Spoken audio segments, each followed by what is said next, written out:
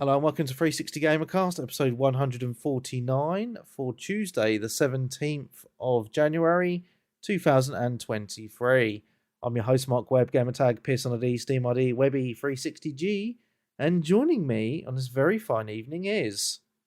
MrJelly, PSN ID, Japanese Beans. Nick Fikes back again on a Saturday night for some reason. And Sensei Switch as per usual. So yeah, it's very nice to have MrJelly here, long-time listener, avid community member on our Discord. Nice. I'm hoping this is the start of getting lots of different community members involved in the show. Just nice to have a different voice, different perspective. And by the sounds of it, you only gave your Pearson ID, so Stunty will be happy to hear a PlayStation fanboy on the podcast. Yeah, I gave up having multiple consoles years ago. It's just too much, so sticking with PlayStation at the moment. That's fair enough. You got a family and stuff then, or? Yeah, like married, one child, and he's big into Xbox at the moment, so I can play Xbox if there's anything that comes out. Yeah. But, yeah, he's addicted. Fair enough. Fair enough. Well, at least you got both systems anyway, but did you used to be an Xbox 360 gamer then, and then you moved over? It seemed to be the time when everyone moved over. Yeah, when PS4 came out, that's when I switched. Yeah. Because I was bored of everything Xbox was bringing out because it was all Gears and Halo, and it was just, to me at the time, there was nothing new, and I'd missed out on a generation of PlayStation. Yeah. So I thought, ideal time to switch. So no, it makes sense. I mean that was a weird time. I remember it very, very well.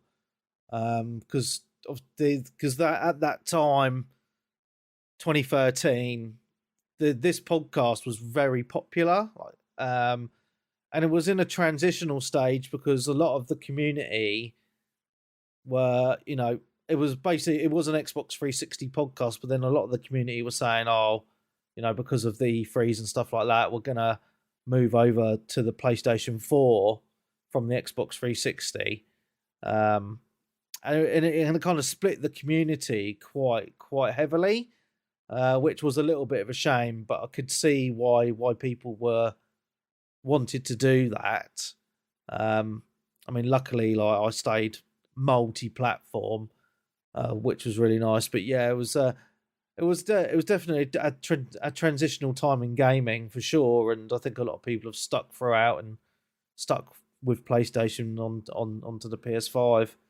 I think especially now there isn't really much of a difference between the systems anyway in regards to games. There's only a few exclusives here or there on both, really, isn't there? So I think it is very difficult to justify having both for most people. yeah, for me, it's the trophies that's gripped me. Yeah, I just can't get away from them now. So you're like the PlayStation version of Peebs. Basically. That's fair enough. Have cool, you, man. Just out of curiosity, have you gone in for those PlayStation reward bits and bobs or whatever they are, those I've 3D bits? It's tight. Yeah, I've forgotten what their actual name is, the official name for them. Stars. That's it, PlayStation Stars. It's pointless. Oh, okay. It's not worth the effort at the moment. You don't actually get anything, do you? You don't get, can't redeem money or nothing like you can on Xbox with the Game Pass thing. If you do loads of things and redeem so many points, you get 5,000 Game Pass points or whatever they're called, and then you can redeem a £5 voucher to spend on Xbox. But I don't think you can do that on PlayStation yet, can you? You've got to build up a score, and you build up the score by buying games and earning trophies. But you've got to buy so many games to get anything, and even then it's crap. Oh, that's awful. It's just not worth it. Yeah, but You've because I'm a 3D render of a Pocket Station. Oh, for fuck's sake. But because I can't. Because obviously Microsoft's a lot bigger. A lot of us are hooked on them getting the Bing points. I've been converted massively. I've earned probably about 200 quid's worth of Bing points since I've been doing it, and I've bought games, a lot of games and expansions and things, and you can even buy some hardware with them as well, like controllers and consoles, which is pretty cool. Yeah, I think, I remember someone saying if you go on the official website, you can use your points against stuff. Yeah, because you just could convert them to credit, you see, to the Xbox credit, and then you can buy stuff. I imagine if PlayStation was to do something like that, they'd scream like a vampire in the sun. Yeah. Yeah, Discount. I'm just looking at it now, and to get a fiver, it's 1,250 points. I've earned 300 points, and I must have spent about 70 quid so far. Oh God. So it's not worth the grind at all. No. It's... Whereas, but saying that, Xbox are starting to get a little bit more stingy with the Bing points now, because I've noticed like some of the challenges. There's a monthly challenge on the Xbox, so you do, because you get your daily and your weekly challenges, like get an achievement a day or play X games or whatever. And at the end of the month, you can get like a monthly quest complete, and it was 1,000 Bing points until this month, and it's now 500. So they're slowly starting to wind it in, I think, like to get a little bit more stingy, because people do hammer it. I mean, I'm quite lucky because I've got PC. I do all the PC challenges every day, plus all the console ones, plus all the website ones, so I rack them up quite quick. So, yeah, I'm quite lucky in that regard that I can, one, have the time, and two, have all the systems to do it on. Which is quite the nice. Bing points go in with the Game Pass points? Is that all linked in? Yeah, it's all together, yeah. And then I better start binging. Yeah, got to do it, man. Yeah, so that's all cool. So, MrJelly, tell us one of the games that you've been playing this week. I've been playing a lot of Enter the Gungeon this week. Well, for the last few weeks. Old school. That's been out for quite a few years, isn't it? Yeah, that's quite an addictive one. It is. I think I started about 6 years ago, and then over Christmas I got hooked again, and I just wanted to get the platinum, so I got that this week. Mm-hmm. Nice, wow. Yeah, it's one of the best roguelikes about. It has been for years. Yeah, no, it is a good one. I mean, I've played it on the Switch and the PC, I think on Xbox as well, but yeah. It's not one I've massively got into, but it's certainly a fun one. Yeah, it's definitely one of those where you start playing it and you think, I'll just have one more go, and then a couple of hours later you're still saying to yourself, I'll have one more go. Nice. It was the second main roguelike I'd heard of after Binding of Isaac. Yeah, well, to me, they're the two best around still. Wow. Even better than Vampire Survivors. I bet you've not played that, have you? That's not particularly a roguelike, though, is it? It's no. Like the levels are the same and stuff. It's just the power-ups and the other things change. I'd say it's a roguelite rather than a roguelite. Yeah. I've only played that on phone, and it's just, to me, it's unplayable on phone. It controls the crap. Yeah. And it's still not on PlayStation, so... It should come. I imagine it will turn up eventually. Yeah. What about Switch? Is out on that yet? I don't think so. I don't think it is. Which again, that is such a Switch game. Yeah. But then I think there's only one guy who done the whole thing pretty much. So yeah. Initially, I think you've got to give him a little bit of leeway. Yeah. Don't bombard his Twitter with death threats. Awesome. I still can't believe you've been listening to the show for 10 years, man, and you've only just come over onto the Discord. Yeah, well, it was definitely double figures when I started listening, but I just don't normally get involved in communities, but yeah, finally. It's weird because like we've done forums, we've done Twitter, we've done Facebook, and then I think the Discord's been the most successful, to be honest, because it's just the way it's designed is so good, and with the layout, and you can split it off into sections. Whereas I remember on the the Facebook group's always been good for arguments and people leaving in a huff, etc. So he probably dodged a bullet by not joining the Facebook group. Oh, on the Facebook group, but never posted in it. Oh, well, that's probably a bonus. You just laugh at all the stuff going on, going, oh my God. Yeah. Excellent. Nick.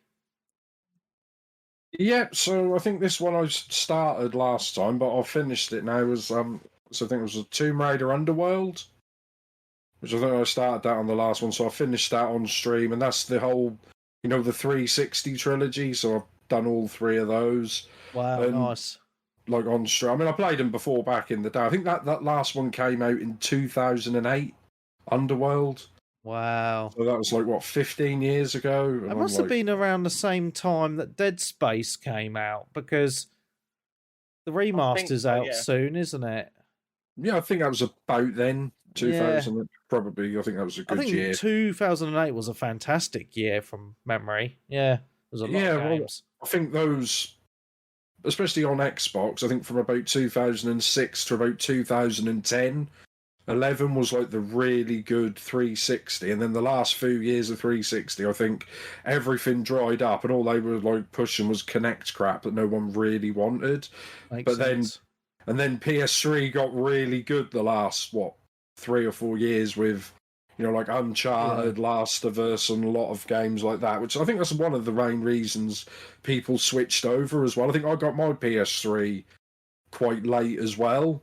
Yeah. I think that's why a lot of people, because that generation was overly long because of the recession and credit crunch and stuff, then. So I think that's why what was it, 8 years, something like that, those consoles were out? Yeah, it was a long time. Like with Xbox, you went from the Gears trilogy to Gears Judgment, which was it was not as good. No, it's and then obviously Halo was on Halo 4 by that point, and again it was like. So how many Halos? You had Halo 3, then we had ODST, Reach, and then 4, didn't we? 4, yeah.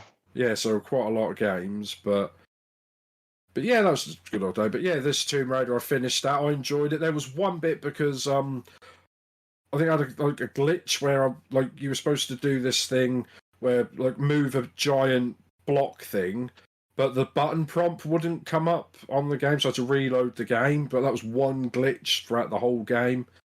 But really enjoyed that, and because that was like an actual Tomb Raider game. Do you know what they had in this Tomb Raider game? Actually had tombs and puzzles and stuff like that, not just running around in a jungle picking up little boxes of crates that can destroy you in one hit. Yeah, because like I said, I finished Shadow just before this and thought, and I didn't like that very much. I mean, I don't care. The Anniversary, Legend, and this Underworld, this trilogy, this is just so much better than the last, the reboot. Which they done. I mean, 2030. The one with the doppelganger. Yeah, that was one I was playing. Right, yeah. Because that had a few things. That had the doppelganger back in, but this one, I mean, this was a flashback to the first game, wasn't it? Because you had that in the first game, but it just copied you beat for beat, and you had to do the little puzzle to make it fall down the box of fire, didn't you? Down the trap door. So in this one, you saw it and you were like, "Oh, that's weird," and it was following your every movement like that did in the first game, and then all of a sudden it just smacked your ass and then killed her. And that was really good. And then you had Natla turned up, who was in the original, so it was a lot of callbacks and things like that, and stuff that I could remember. In it. That's all I want to know. Was the poor butler in it? No, he's still in the fridge, mate. He's been in the fridge since Tomb Raider 2. I mean, everyone locked him in the fridge, didn't they? In the Tomb Raider. You lie. You should have done. But I think one of them died. I don't know who they were. I think it was who's the tech guy who died in who was in the film. I think they copied sort of that into the games. They had the weird guy who I think he was in one of the X-Men movies. But there was strange thing. Yeah. I've never seen any of the old Tomb Raider movies. I watched the newer one that came out. Yeah, I never see the Angelina Jolie ones. They are fun, apart from they've got an American, Angelina Jolie, doing a British accent, and then they've got Daniel Craig, and a British guy, doing an American accent. And neither of them are that good. But, I mean, they're okay. They are what they are. I think they're enjoyable. But yeah, I mean, I don't know about, because they're talking about the new one coming out. And I think Amazon have got involved with the new Tomb Raider as well. I don't know if they're publishing it or doing something. I know they're involved with it somehow. But I just didn't like the last two games. Tomb Raider 13 was pretty good. But it just felt like Tomb Raider Survival, whatever it was. But the last game, like I say, I played it through on stream. I mean, it looked good. Don't get me wrong, the graphics were fantastic, but nothing happened. There was nothing memorable throughout the entire game. And yeah, it's just hopefully they can get back to where they were before. But then, I mean, how long has Tomb Raider been going? What, 96? It was OG PS1 game, wasn't it? Yes, so it was Saturn and then Tomb Raider, then PlayStation about a month later, because it was out on Saturn first, and they were like, all right, we'll port it to PlayStation, we suppose. We don't think the Sony machine's going to do well. And then all of a sudden, she basically became a PlayStation icon, didn't she? Well, that and Lucasade, but yeah, hopefully they get round. But yeah, this one was much good. And they're still on the back compat thing on the newer Xboxes, and they go really cheap quite a lot as well. So I'd give them a go. So, yeah. Nice. Just talking about TV shows, The Last of Us TV show's out in a couple of days, I think. Yeah, Monday. So, yes, was it Sky Atlantic in the UK and HBO something? Yeah, in America. And a few of my mates are upset because they announced like 2 days ago or 3 days they're putting the price of that up as well. Matey. Yeah, well, I'll just stream it on there. But I'm a bit ambivalent on that because I've saw some reviews and like IGN and a few of others are like, this is the greatest video game adaptation ever. And I was like, well, it's not exactly a high bar, is it? It's not that difficult to, when you look at the Halo and stuff. But then I read the review and it just read like Ellie's a lesbian strong woman character, so 10 out of 10. I'm like, oh.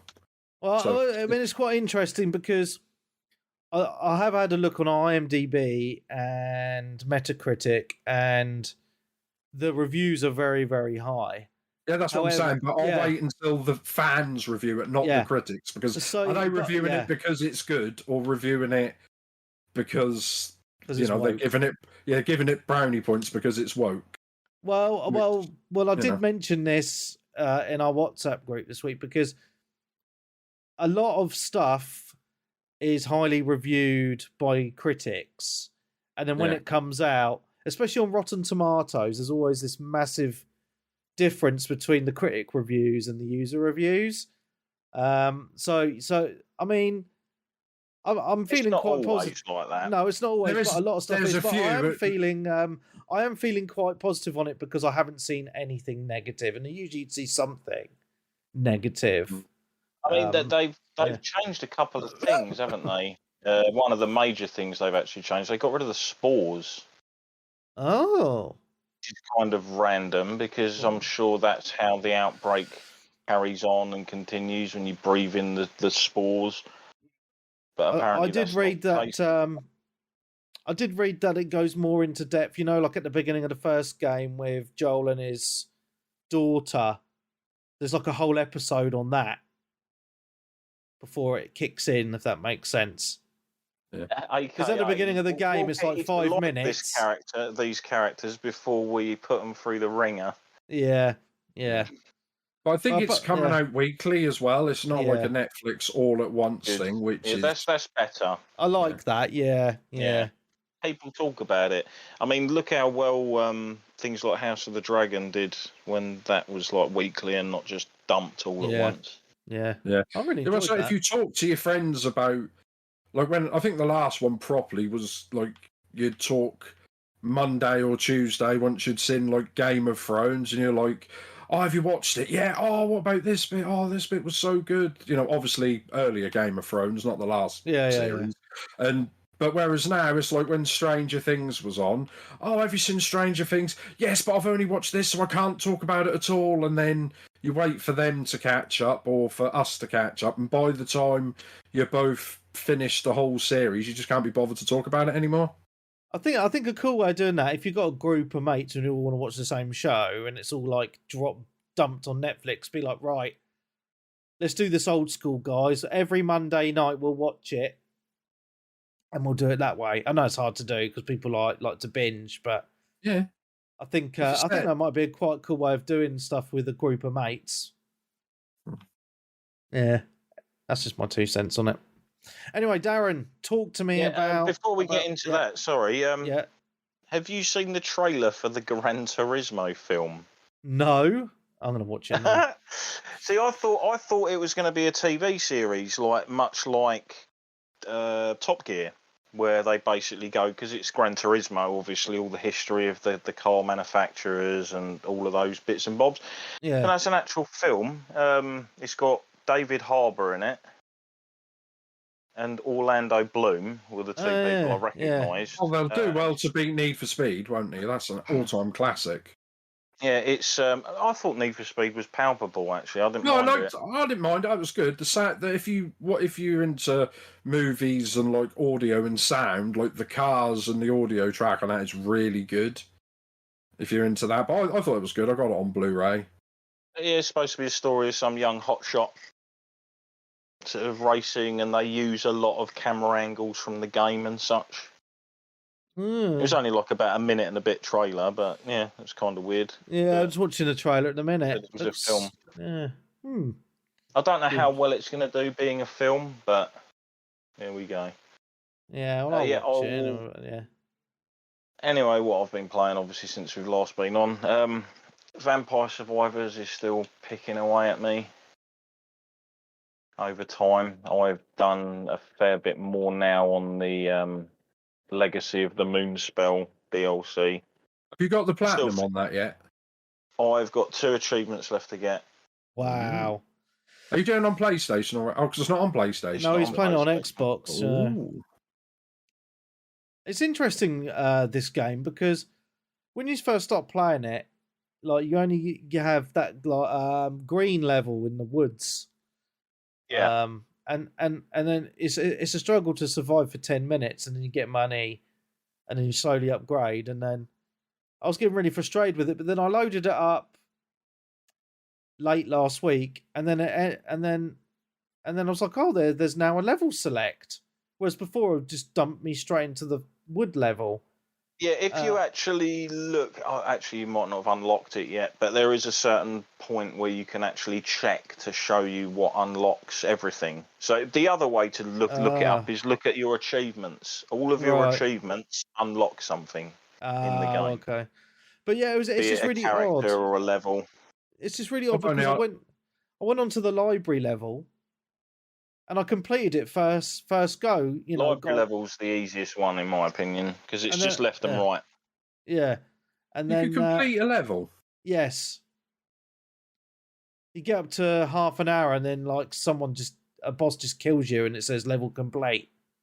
Oh, I've only got up to like 10 minutes, so yeah, so that's interesting. But that's the only level I've finished. I can't do any of the other ones, but. It's interesting because I've got some unlocks now, so I actually have unlocked where there's a map of the levels, and then it tells you where some of the pickups are as well. Puts them on the screen. Yes, also you'll later on as well. You'll start getting question marks, which are other items or other characters.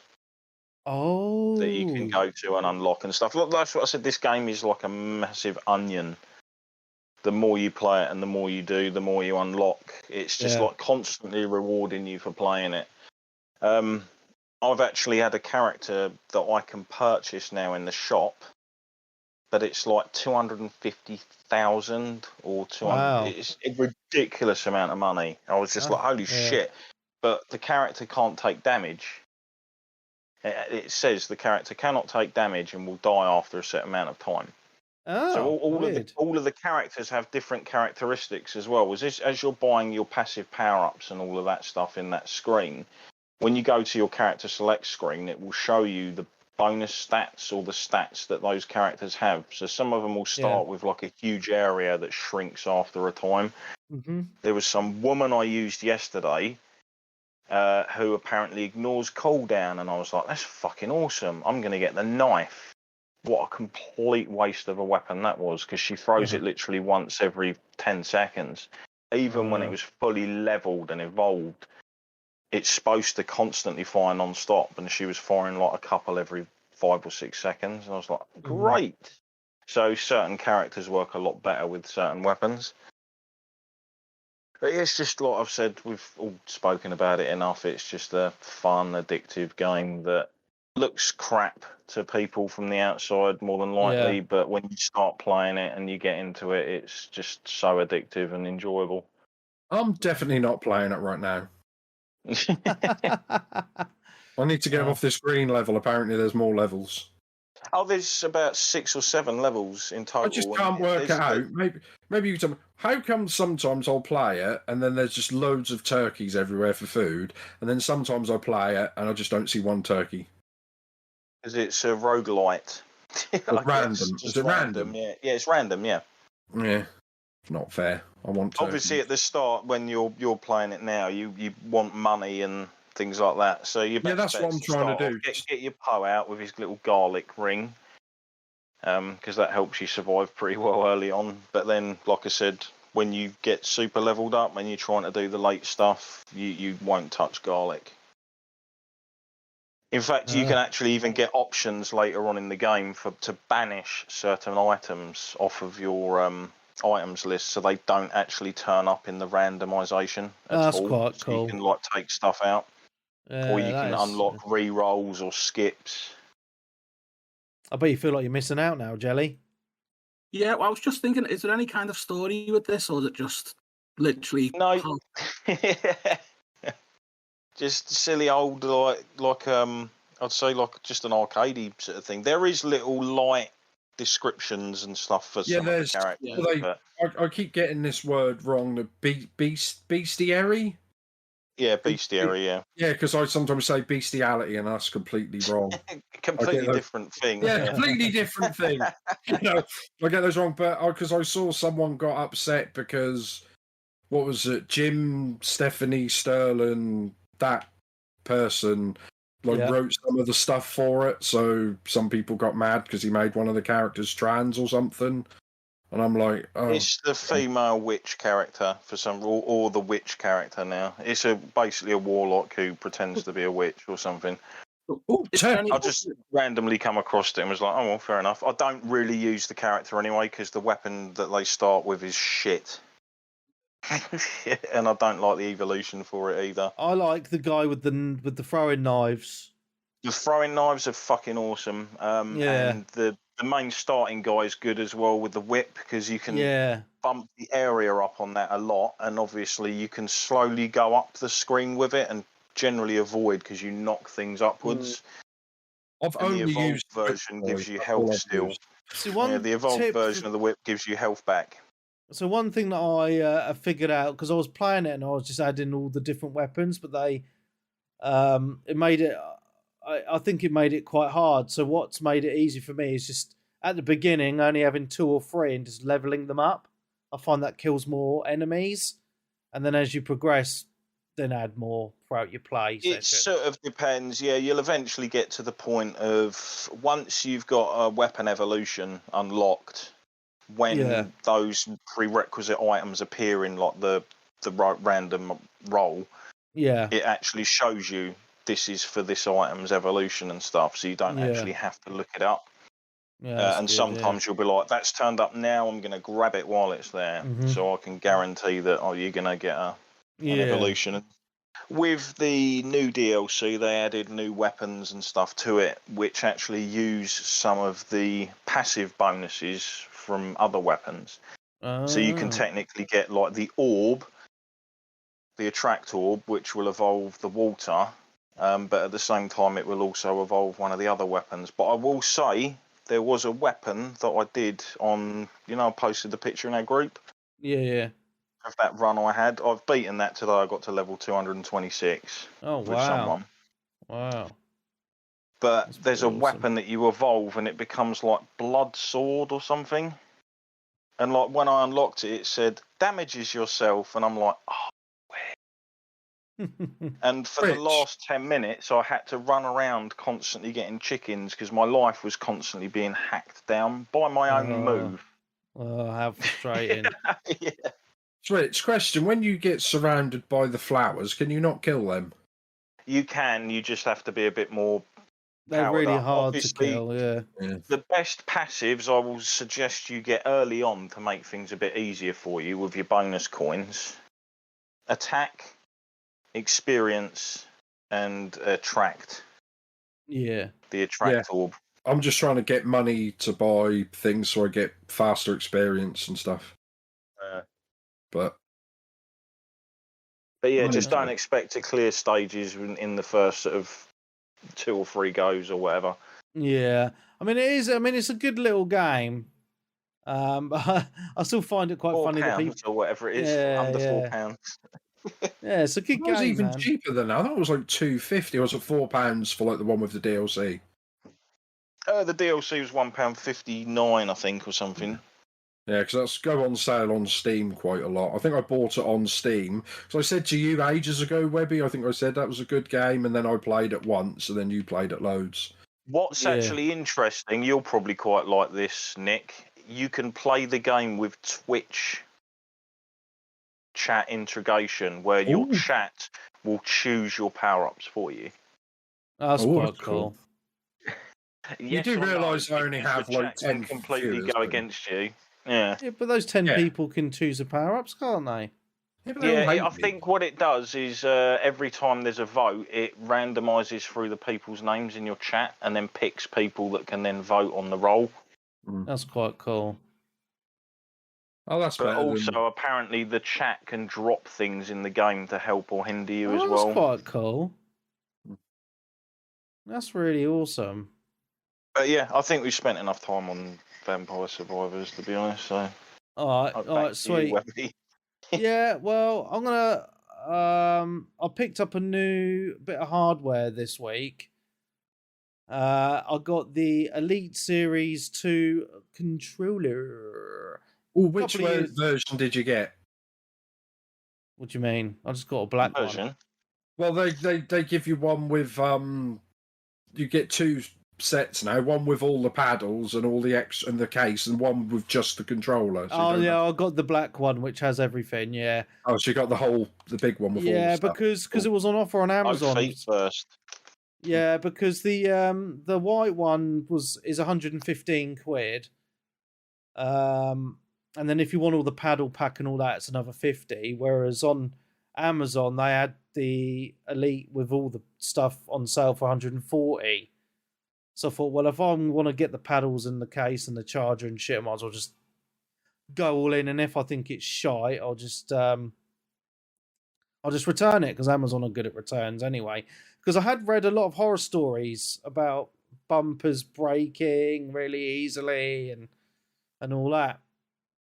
But my old controller that I'd made for the Xbox One, I had a Design Lab one made when it was... Is that the orange one? Yeah, so this is when the podcast was Mojo Interactive. That's how old that controller is. But it finally gave up the ghost. So I was like, right, I need a new controller.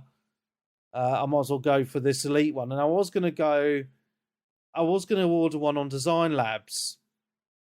But my only concern was, if I get one made on Design Labs and it fucking breaks, it's going to be a pain in the ass to return and shit, because it's a custom controller. How much more is it for a Design Labs one? It's 180.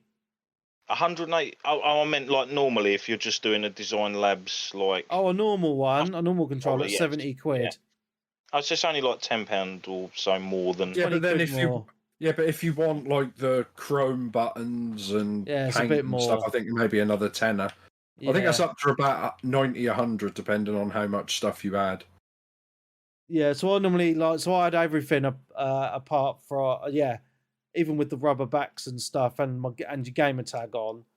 But I found what happened with my one that I'd made many years ago was the rubber on the back of the controller come off, and Yeah. I'd glued it back on a few times, but then it just got to a point where it just was fucked.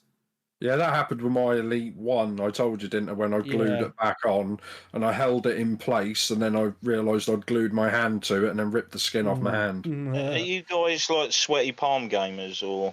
No, I'm not. No, I'm not. I mean, mine had lasted years, Darren. So, but the reason I wanted the Elite Series 2 was because I missed the Xbox 360 controller thumbsticks where there's quite a lot of resistance, if you remember. I do love that. Yeah. And I've just felt like every other controller since then has just been a bit loose on the sticks, and I'm quite anal with the controller. So I picked up So I picked up the series. Up. Yeah, and then so there comes with a little key so you can tension the thumbsticks. And how does that feel? Oh, it feels so good, man. So good. So you like making it stiff, do you? Yeah, man, love it. But it's made a huge difference. So it just feels more comfortable. However, I will say the bumper buttons on this Elite controller do feel really cheap and fucking shitty. But I've attached the back paddles, 2 of the back paddles, and made them the LB and RB, and I'm training my brain just to use them for the bumpers. So hopefully my bumper buttons will last. So we'll see. But I am quite happy with it. I mean, it's quite nice that it comes with a charger, and apparently the battery within the controller lasts about 40 hours. But the charger's like a little dock, so whenever I'm not using it, it's just docked next to my PC anyway, which is quite nice. Is that a built-in one? Yes, it has a built-in battery. Yeah. Not bad. If it lasts that long. Yeah, and it feels quite weighty as well, which is quite nice. Yeah, the only thing I will say is, like, even with the discount, I mean, it's normally $160, paid $140 for it. I still think it's a little bit overpriced. Yeah, how much is the Sony one that's coming out? It's like almost 200. Oh, 200 odd, yeah. Yeah, and there is a Scuff one that I was looking at, and that's 200 as well. And I was just like, I can't justify spending that much on a controller. But yeah, it's quite nice because I do look after my stuff. I mean, and I make my controllers last. I thought, well, if I look after this and keep it in its case and all that, it should hopefully last. But yeah, the only thing, as I say, a lot I've read is about the bumpers, which has put me off. But so far, should have at least a year warranty on it. Yeah, that's right. Yeah, it does. So yeah, overall, I mean, I'll give some more reviews after some more usage. I've only had it a week, so it's still quite new. So yeah, it's all good. Anyway, on to game. The back paddles would be good for a racing game, I imagine, like going up and down gears, etc. Yeah, that would be good. Yeah, I mean, I like to use a steering wheel for racing games. So it's not really something that I would use much, but yeah, I definitely would be good for gears. Yeah.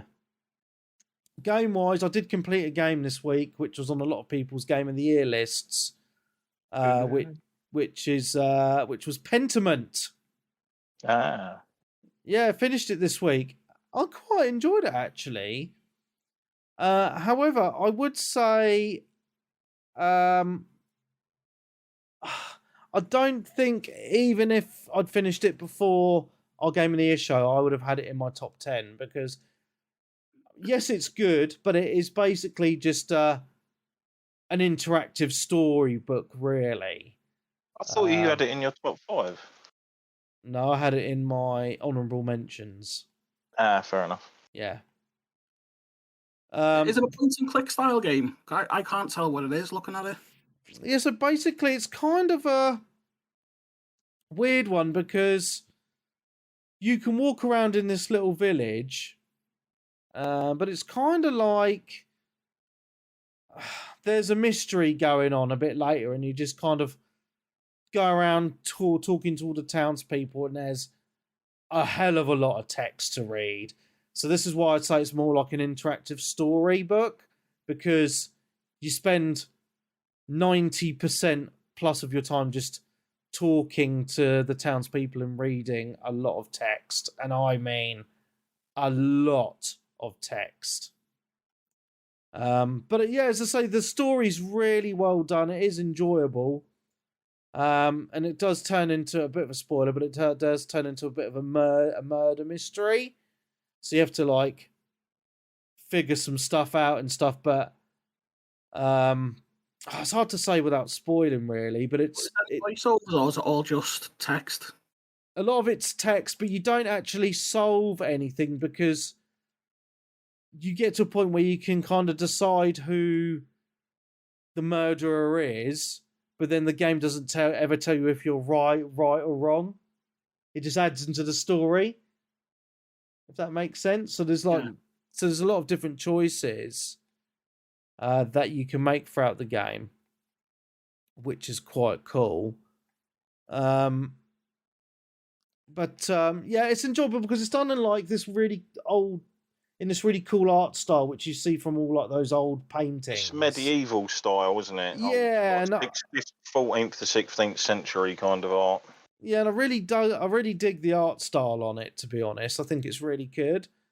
And as I say, I mean, it's got something to it for me to finish it because it took me about 18 to 19 hours to finish it. So it's not a short game by any means. But as I say, it's one of those games that's really hard to talk about without spoiling it because it's just all story. It is set over 3 acts, and I will say that the third act, most of it is just I found it very dull. I'm not going to say any more on that, but then it does pick up towards the end. Yeah, it's a good game, but you've got to go into it thinking, right, it's slow. It starts off very slow, and you just got to go in thinking, I'm going to be doing a lot of reading. So if you're into that type of game, then yeah, go for it because it's something different for sure. But I don't think it's a game I would have played if it wasn't for Game Pass. You know what I mean? Because I would have looked at it and thought, I'm not sure. But because it's on Game Pass, yeah, great, I'll give it a go. And a lot of people in the Discord have been talking about it as well. So it kind of egged me on to give it a bosh. And I wasn't disappointed because it's something different and it was a lot of fun just to read and stuff. Because it's one of those games that like I'd have it on in the background while I was working and then I'd be like, right, I'll play for a little bit, pause, carry on doing some bits and pieces. But towards the end, I was like, right, I want to finish this off. And I was like, my missus wasn't here, so I ended up being up till like, when I finished it, I was up till like 1:30 in the morning, just finishing it off because I wanted to get it done. So it definitely got its hooks into me. But I find it really hard to recommend to a lot of people because I know it's so different to any other game out there. And as I say, it's a lot of reading. So it's on Game Pass though, isn't it? So people can try it out at least. Yeah. Yeah, but it was just a really weird one because I started playing it early December and I was just thought, this is a bit meh. And then because people had been talking about it so much, I thought I'll give it another chance. And I'm glad I did because it's definitely very intriguing, the story and some of the stuff your character gets up to for sure. But it's just a bit of a slow burn. So, yeah, an enjoyable game, but I think you got to just be in a certain frame of mind to really get into it. Just going into it knowing what to expect. So yeah, Pentiment, completed it, thoroughly enjoyed it. Back to you, Jelly. Yeah, I've been playing a lot of Marvel Midnight Suns as well. Oh. Moments. Well, what type of game is it? Well, it's almost like a card battler because you get given cards each round when you're fighting. But you get to move your characters on the battlefield and you can do certain things with the environment. You can throw the enemies into things or pick things up and hit them. But outside of that, I hate it. Oh, Is it Yeah, like a it's strategy? So is it like a talking, is it? strategy game then, or? It is a strategy game, yeah. It's not as strategy heavy as something like XCOM, and I think it's made by the XCOM developers. So is it kind of similar to XCOM then? Very, very. I'd say to me, it's almost like baby's first XCOM. Oh, okay. Yeah, because you can do research outside of the fighting, but Right. even that, there's not a lot to research. There's not a lot to do. I fucking hate every single character in it. There's no one likable at all. I mean, maybe you've got to be a Marvel fan, and I'm completely burnt out on Marvel. Similar. So I just hate everyone in it.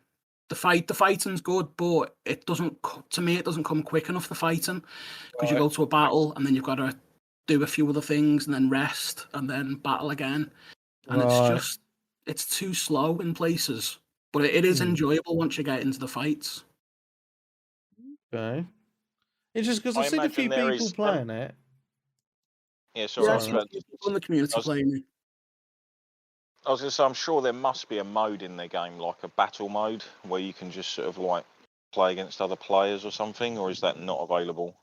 Maybe that's coming. I've not seen anything like that at the moment. But yeah, there are problems with it, but it is the bits I do enjoy. I enjoy. That's But what I've heard. Yeah, the combat's really good, but other parts not so much. yeah, it's just I don't even follow the story. Any story I skip completely. I hate every single person in it. So you've bought this game, so I'm guessing it's a full price title, yeah? Yeah. And you're kind of, it sounds like you're kind of half enjoying it. Yeah, I mean, I couldn't recommend it to anyone unless it had a big sale on it. Yeah. It's fun when it's fun, but when it's not, it drags. The script's horrible. Some of because you're used to the Disney Marvel films, you've got your own impression of the way the characters look and the way they sound. Yeah. And they don't sound and look the way they do in the film, so that's quite disconcerting as well. That makes sense. So yeah, I hate everything apart from the battles in it. Fair enough.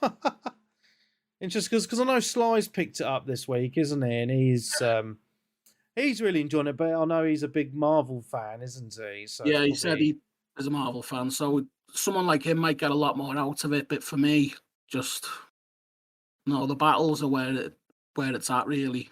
So what made you pick it up then? Was it just because you saw like a review and you thought, oh, the battle system looks awesome, and you fancied it? To be honest, I picked it up blindly. It was coming up to Christmas, and I thought I want something while I'm off over Christmas.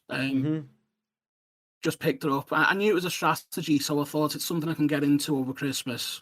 Yeah. And it really, it was either that or the Callisto Protocol. So, yeah. Okay. And you didn't fancy Callisto then? You're not a Dead Space fan or anything? Really fancied it until all the reviews came out and said how horrible the combat was. Oh, yeah. I'll talk about it in a bit. Oh, okay. Yeah, I've got some news on it as well, actually. Yeah. Okay, interesting.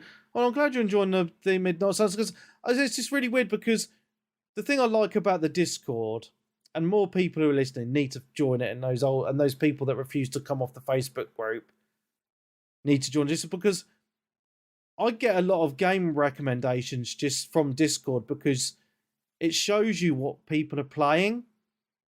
So if I see a lot of people playing a game, I'll go and check it out, you know? It's just a good way of getting recommendations. And when people are in the groups, in the different rooms, just talking about games, it's just quite...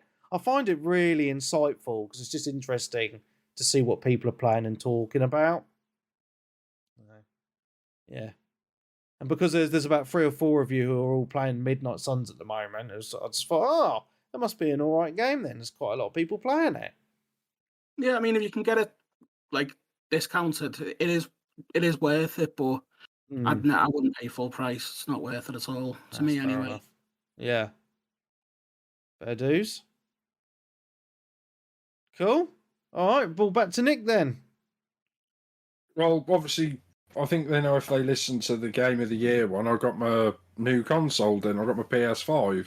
Yes. at Christmas. So, I mean, I did get a bit spoilt this year. So I got the PS5 with God of War, Ragnarok, the code, and then I got what was it? Horizon Forbidden West, Death Stranding, Director's Cut, Kenna Bridges of Spirit, Spider-Man, Miles Morales, Ratchet and Clank, and was it Guardians of the Galaxy? Oh, That's no, a that's pretty some good damn games. good selection of stuff there. Yeah, Yeah. but then also I treated myself and bought a new Steel Series headset Nice. as well to go with it, because I thought my Xbox One didn't work with it, but apparently it does. It's the PlayStation One that won't work on Xbox. It's that way, but the right. Xbox works. So, but then I don't know that it was really cheap. It was like 170 quid, and they were on sale at Curry's for 80. So I thought, Oh, that's a good discount. Yeah. yeah, but plus this is the newer something plus version with like USB-C, better battery, and stuff like that. Yeah, and then that's good. and obviously keep unplugging and plugging in the USB cable, swapping stuff around. You're going to break it, aren't you? So just try to justify. The only thing is weird, which I haven't had that on a headset before. I mean, it's pretty much exactly the same headset as my last one, apart from this one is white and the other one's black. The Xbox has got a button on the side, like a wheel, obviously one for your volume, and another one which is like your chat game mixer. So it goes up and down, so it does that, which is really, it's good. So you can like turn the game up or turn chat up depending on how you want. Whereas they haven't got that on PlayStation. I think that's the setting somewhere in there. Right. And they've got a thing which is, it says side tone. So basically the microphone listens to you and it plays your own voice back into your head. Oh, okay. And it's weird. I don't like that. I know a lot of people do for like podcasts and stuff. I don't. Do you ever do that, Webby? Do you hear yourself back through your headset when you're recording? When I'm podcasting, yeah, because my Blue Yeti automatically does it if you have the volume. Yeah, mine does that, but then but I turn that off. I don't like that because I don't, hearing myself once is okay, but well, I think I've got a really sexy voice. I love to hear myself, so. Oh yeah, definitely, Webby. That's why I listen to the podcast. You make me so wet. I know. I like to say that I know. Yeah, so obviously I've been playing that. I mean, I haven't really played a lot over Christmas and that. Well, I played a bit because I've had other stuff to do. Plus, someone's been here playing Skyrim a lot and won't let me on the TV. So, what do you do? But yeah, enjoying that, like going with God of War Ragnarok. I think I'm about 7-8 hours into that, the most, and really enjoying that. And the other one I played, which I completed, was an Astro Playroom. Oh, I love the Astro's Playroom. Yeah, I really enjoyed that because I like the music. I've even like downloaded some of the music off YouTube and just listening to that on loop. Yeah, that's kind of addictive. Just that's the thing. It's not quite. It's more than a demo, isn't it? But it's I love it for the nostalgia. Yeah, it's just so good. It's more than a demo, but it's not quite a full game sort of thing. Mm-hmm. I mean, I think that they could have got away with charging a tenner for it at least, but it was free, so I'll play it when it was free. It's not that long. I think it's about 3 hours-ish if you just do it all. And if you want to get the platinum trophy, I think you put double that, if not more. But, just some of the music and just... There's a bit. I mean, I don't want to spoil it, but I'm going to do it anyway. The final boss, where you start off and you see an old PS1, and you like jump on the lid and press the power button, to turn it on, and you just hear like the PlayStation noise. Yeah. The startup noise, and I'm like, such a nostalgia trip. Yeah, and I'm like, yes, I can listen to that. And then all of a sudden, like little memory cards appear as steps, and you have to like run up or jump up the memory cards and stuff like that, and go up there. And then you actually fight the final boss, which is the T-Rex from the demo 1 of PlayStation, that 3D dinosaur. And you think, oh, this is pretty cool. It's just a basic fight, even though it probably took me 5 or 6 goes because it was, I'm crap at games most of the time. But But the thing is, I killed him. I was like, yeah, done you. Then all of a sudden he come back as like a giant robot with like fireballs coming out of his eyes and stuff and starts chasing you. So I'm like, oh no. And the only thing I say bad about that, I suppose it just is what it is. There wasn't like any checkpoints for that. Yeah. So if you got right to the very, because I mean, it's pretty basic. Like the T-Rex will bite the floor, chuck enemies at you. And as he goes to bite the floor, it'll like flash up where he's going to bite, so it's just left and right, avoid him. But you just got to work out, the order of what he does stuff in. Yeah. But it takes you 2 or 3 goes. Once you've worked out, you probably do it second or third time.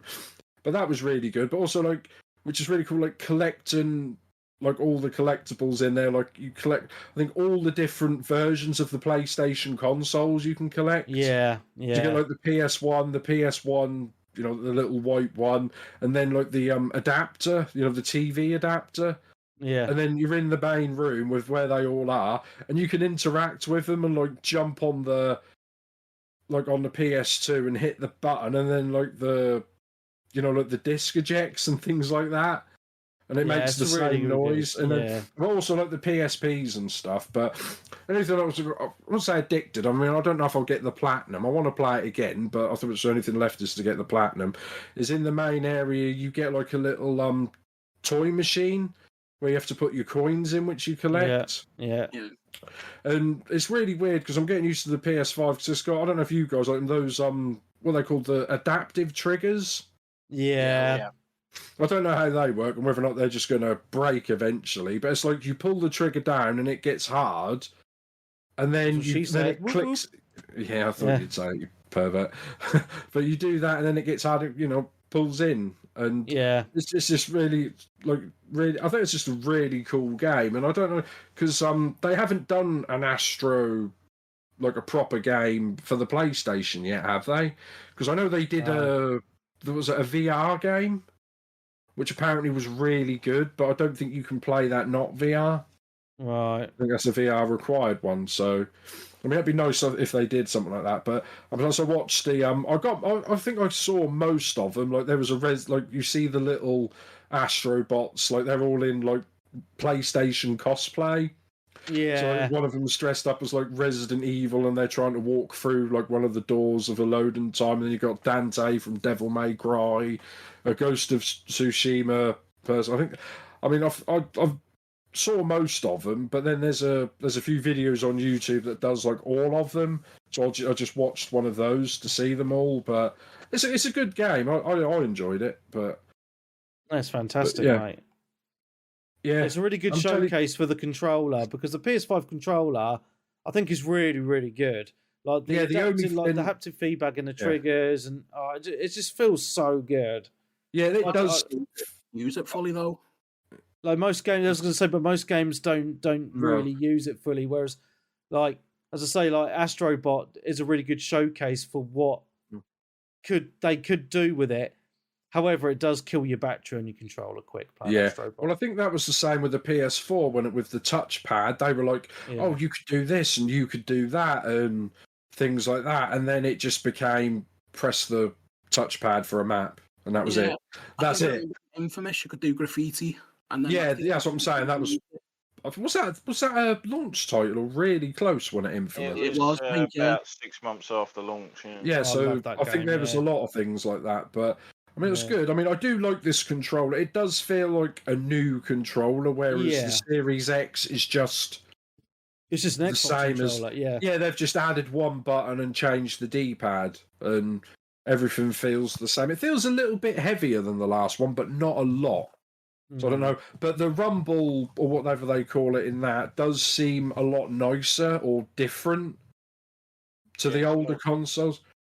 It's more chill for sure. Like it's when it just lightly rumbles and it's not over jarring, and you don't feel like you can feel a motor inside spinning. Yeah, the older, or pretty much all the others. I mean, I liked on Xbox One where it had the rumble triggers, but not many games did that. I think Forza and mainly just for racing games. Yeah, for racing games where if you could feel the rumble through those when you were driving. Like I said, that was it. Whereas this, it's like you feel the rumble go through your hands. And I remember, what was there? There was one that was in Astro where it was raining, and you could feel the raindrops through your thing, and you're like, "Oh, this feels nice." Because I know Sony had to develop their own like rumble tech, because I think around the end of PS2, beginning of PS3, they got sued, didn't they? For someone reckon they patented whatever rumble technology they used, which is why, which I think is why PS3 launched without rumble, didn't it? The first ones didn't have rumble. Those really, really light, plasticky feeling. Awful PS3 I swear I could just snap those in half if I wanted to. Yeah. And the batteries were crap in those as well. But I mean, saying that, the battery's not too clever in this one either. Oh, the crap. You know, yes. I think I've charged it like 4 times, and I think I've only spent, mate, I think I've done about 7-8 hours of God of War and 3 hours of Astro. So probably maybe. This is why I've got two controllers for the PS5. Yeah, well, I'll just plug it in and play something else. But yes, no, it's the only thing. Like I said, the analog sticks don't feel as like stiff as you'd want. Like similar to what you say, they feel a little bit loose and a bit smaller. But I don't know, it depends on the game. But yeah, I'm enjoying it. The only thing I did have, I don't know if you guys saw, the HDR was a bit iffy to get going. So I didn't realise, because I had the Switch plugged into that HDMI port, it turned the HDR off on my TV. So I was playing it. So I was playing it mostly, like most of Astro, with the HDR turned off. And then when I turned it, all right, let me finish. When I turned it on, it looked worse for some reason. It just looked like, I think I posted some stuff on the Facebook, and I did see a few pics. Yeah, and they just said, buy a $2,000 OLED. I'm like, thanks. I was hoping there was just a setting, but buy a new TV. But it just seemed, like the PS4 seems, better with HDR on. The colours look more vibrant, the same as on the Xbox. Whereas this, it just seemed a lot darker for some reason. I know on my TV I generally have on vivid, overly saturated, so all the colours are more colourful, but I struggled a bit, so I thought, well, why does it look better with it off? Which isn't the end of the world, I suppose, just play with it off. But then I found a setting, apparently there's another setting within a setting where you turn like a colour correction on. It's sort of a colourblind mode, but it basically more over-exaggerates the colours, and that seems to make it a lot better. Oh, okay. So I've just been playing with that. It's just weird, and I don't know if it's... Time for a new telly, mate. Huh? Yeah, just time for a new telly, mate.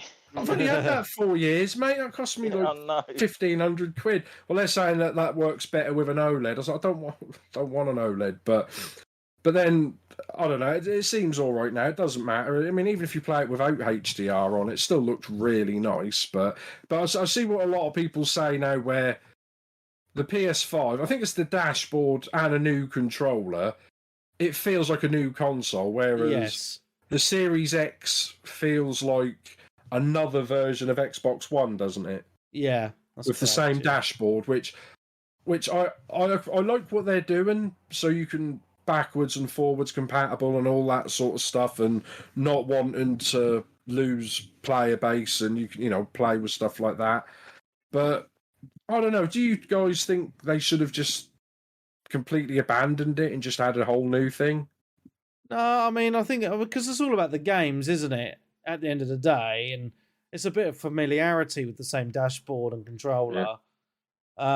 But admittedly, when I got my Series X, I did feel like I've done another mid-gen upgrade. Yeah, that's what I'm saying. It seemed more like a mid-gen upgrade than a full-on. But as I say, it's all about the game, so that quickly passed, to be honest. Yeah, I did try. I don't know if you guys do this. I mean, you might have tried it, but you can have you can play your PS5 on your PS4 with the remote play thing.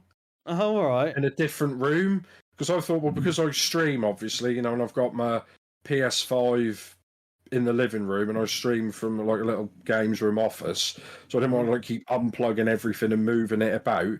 You can play it through the PS4 with the PS4 controller, but it's I don't know, I mean, I've got 70 meg, which isn't the best internet, but it's definitely not the worst, and it's awful. It's borderline unplayable. Yeah, but it's going through your internal network, so it shouldn't matter about your internet speed. Well, Well, it does. It's awful. It's just It's shit like, anyway, yeah. yeah, it's just like it keeps losing focus and it goes down to like 540p at best, and it's just like the input lag in the controller is just god awful. So like like I just played God of War for about 5 minutes, Yeah. and it's like I let go of the controller and Kratos is still moving, and I'm like, and then I press the button for him to hit, and like 2 seconds later he'll hit someone. I'm just like, yeah, that's probably not playable. But I don't know. I suppose they'll fix it in the end, or I'll just have to, if I want to stream a PS5, I'll just have to bring it in Air Winter and unplug cables and stuff. Yeah. But never mind. I've waffled on a lot now, so that's got to be Switch's turn to talk now, right? Yeah. Well, I might as well dig into the Callisto Protocol then. Go for it, mate. When did you pick it up? When it came out. Game of the year? I just waited. I think I waited about a week or two after it came out because there was apparently slight issues with the reflections and a couple of patches because I was playing other things at the time anyway. And I dug in just after sort of Christmas and a little bit early into this year. It's I can see why people have kind of given it middling reviews. Okay. It's very sort of like Marmite in a few of the decisions.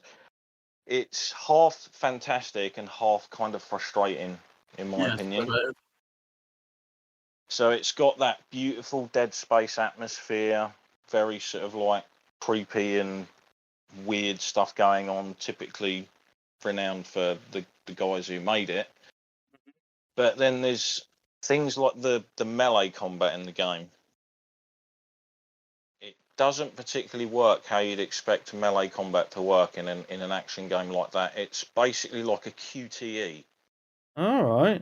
When you get into melee range. So the enemy will attack you. Now you can hold either left or right on the stick to dodge like the swing. And then obviously if it swings again, you push in the opposite direction. But it doesn't matter which way the attack's coming from.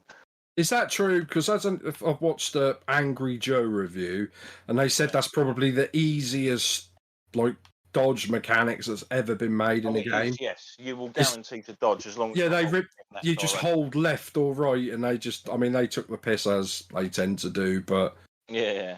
I haven't watched their review yet, actually. Yeah, sometimes I watch them reviews. I didn't want to be spoiled too much on it because I hadn't played it at the time. So yeah, in between obviously the dodges, you can choose to attack. So if they do a 2 swing, you're fine to go in for a hit, and you can get a few attacks in before it will sort of knock you back, and then you repeat it again. But it might only swing once.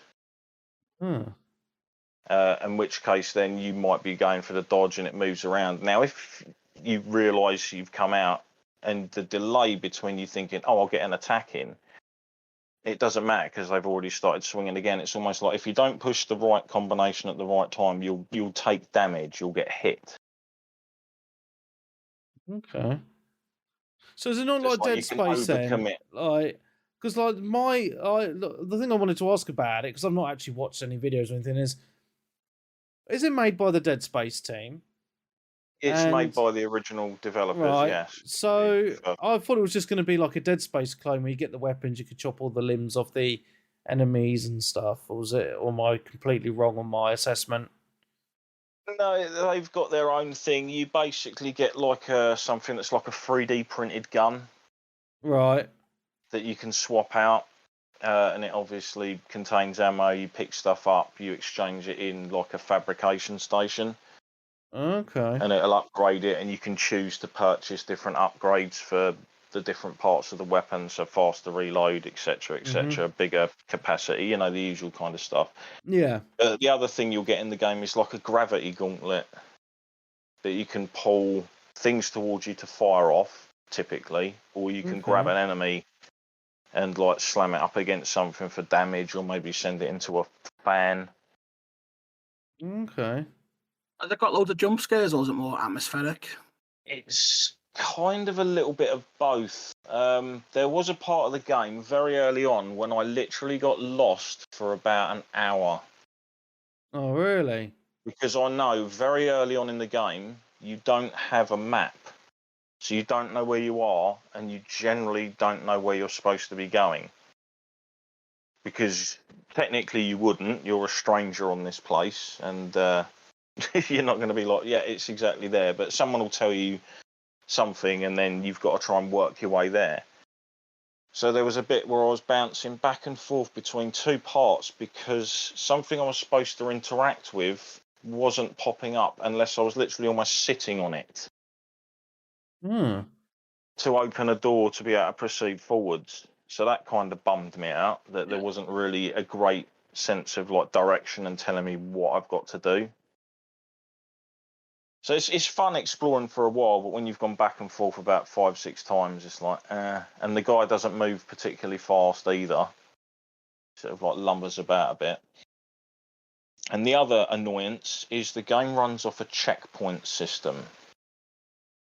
So whenever you push start to pause it, it will say at the bottom, time since last checkpoint. Anything you've done past that checkpoint, unless you hit the next checkpoint, will not save, even if you save the game. Oh, so manual saves don't really matter? They don't care. The manual save will just take you straight back to the start of wherever the last checkpoint was. Every enemy you've killed, everything you've picked up, anything you might have done is gone.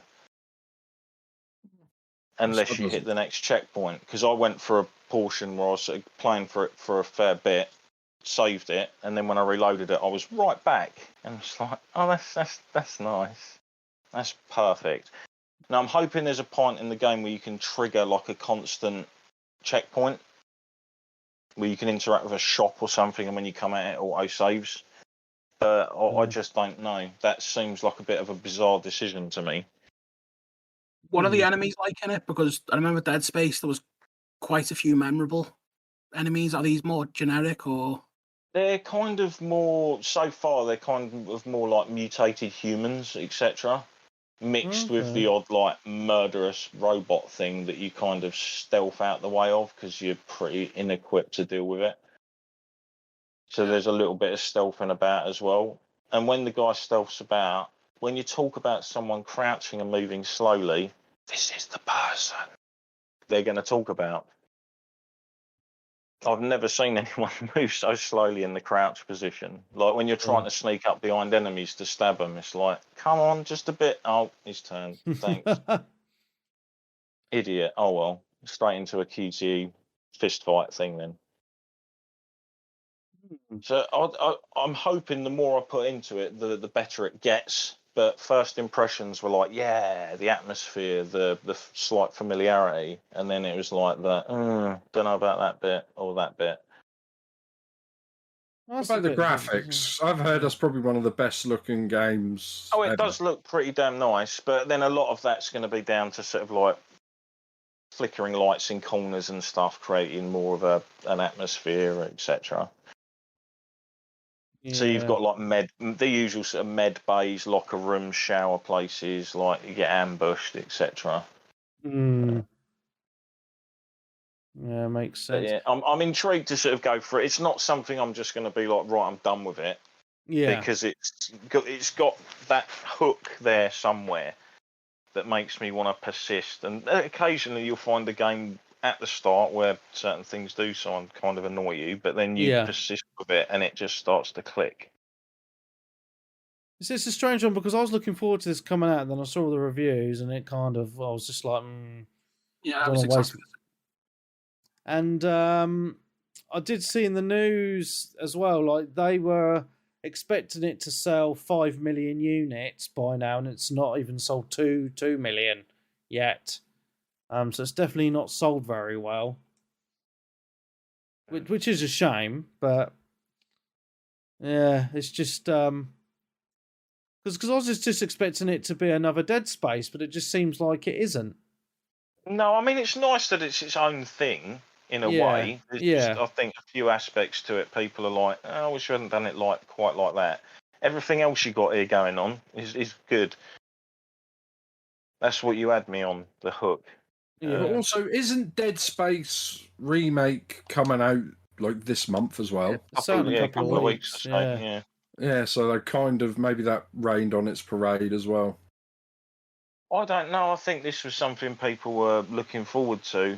But then again, I think it was one of those games that had that slight knockoff of when a lot of games come out, popular streamers, etc., will jump on and play them. And there's a few streamers I watched that started playing the game, got pissed off with it pretty early on and just done, I'm out, screw it. And obviously, think of how many viewers watch those kind of people. Yeah. You're going to get a lot of people sitting there going, oh, glad I didn't get that. Yeah. It'll be one of those games that's probably worth picking up in a sale, no doubt. Yeah. It's got Game Pass or 15 quid written all over it, really. Oh, 15 quid.